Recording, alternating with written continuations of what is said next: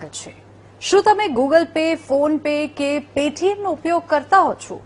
તમે સૌથી વધુ યુપીઆઈ ટ્રાન્ઝેક્શન કરી રહ્યા છો? તો આ સમાચાર ખાસ તમારા માટે છે, કારણ કે હવે કેન્દ્ર સરકાર ટૂંક સમયમાં જ એવો નિયમ લાગુ કરવાનું વિચારી રહી છે કે 2000 રૂપિયા કે તેનાથી વધુના ટ્રાન્ઝેક્શન કરવા પર ચાર્જ લાગશે। શું છે આ નિયમ અને કોને સીધી રીતે અસર કરશે, આવું જોઈએ આ રિપોર્ટમાં।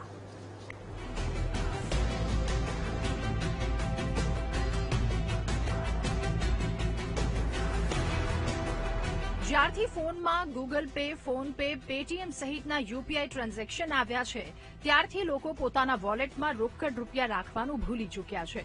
પરંતુ કેન્દ્ર સરકારે સંસદમાં નવું પેમેન્ટ એન્ડ સેટલમેન્ટ સિસ્ટમ વિધેયક રજૂ કર્યું છે।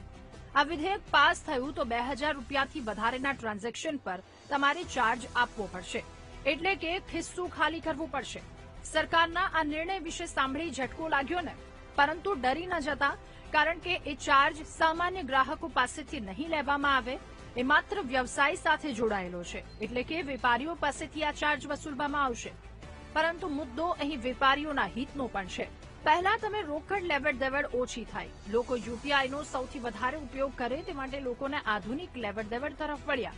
હવે વેપારી યુપીઆઈથી ટ્રાન્ઝેક્શન કરશે તો તેને ચાર્જ લાગશે। સરકારની આ વિચારણા પર વેપારીઓનું શું કહેવું છે, એ પણ જાણવાનો પ્રયાસ કર્યો। અમારા નફામાં પાછો બીજો અમારે કાપ।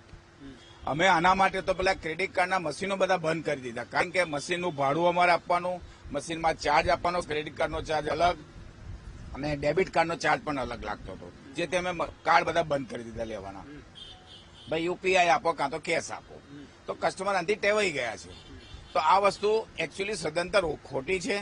તમારે ચાર્જ લગાવો તો મોટા ટ્રાન્ઝેક્શન પર લગાવો, જે 50,000ની ઉપર જે ટ્રાન્ઝેક્ટ કરતો એના પર તમે ચાર્જ લગાવો, અમને કોઈ વાંધો નથી, પણ નાનો વેપારી આમાં મરી જાય બિચારો। સરકારના આ નિયમથી નાના વેપારીઓની ચિંતાઓ તો વધી જ છે, પરંતુ જો વેપારીઓ રોકડમાં ફરી વ્યવહાર કરતા થાય તો મોદી સરકારનું જ સપનું ફરી તૂટી જશે।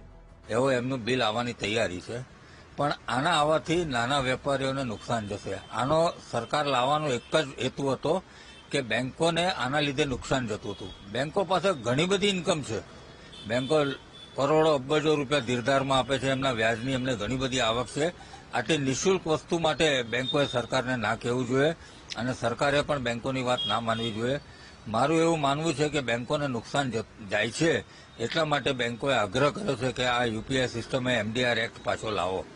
આમાં બીજી વસ્તુ થશે કે બેંકોને ફાયદો કરવામાં નાના વેપારીઓને તો નુકસાન જશે, પણ જે નાનો વેપારી યુપીઆઈ પેમેન્ટ લેવા ટેવાઈ ગયો છે એ વેપારી હવે કદાચ રોકડા લેતો જશે, તો જે મોદી સરકારનું સપનું હતું કેશલેસ ભારત, આ ફરી એક વખત 2 નંબરના વ્યવહારો વધવાની પૂરેપૂરી શક્યતા છે। સરકારનો આ નિયમ કોના હિતને ધ્યાનમાં રાખીને લેવાયો છે એ અમે નથી જાણતા, પરંતુ બેંકના ફાયદા માટે જો આવું થઈ રહ્યું છે તો ભવિષ્યમાં આ નિયમની વિપરીત અસરો પણ પડી શકે છે।